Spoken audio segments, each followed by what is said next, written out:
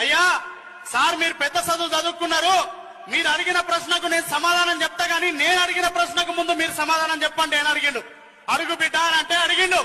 ఇటు నేను ఆపిన మందల ఎన్ని కొర్రలు ఉన్నాయో లెక్కబెట్టి చెప్పుని సార్ అన్నాడు సింపుల్ గా.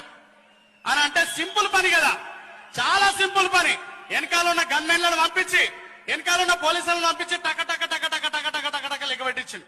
300 లెక్క వచ్చింది, చెప్పేసిండు 300 ఉన్నాయి రేపు. పిల్లగాడు ఒప్పుకుంటలేడు, లేవు అన్నాడు. నేను ఐఏఎస్ రా భయ్, పెద్ద చదువు చదువుకున్నా, బుడగోషి కానివి, నీకేం తెలుసు నా లెక్క అని మనం తిట్టిను. లేదు సార్ నేను ఒప్పుకొని, నువ్వు కరెక్ట్ చెప్తేనే నువ్వు అడిగిన దానికి నేను సమాధానం చెప్తా అని అన్నాడు. లేవు 300 లేవు, కరెక్ట్ లెక్క పెట్ట అంటాడు. తమాషా చేస్తున్నావా అని అన్నాడు.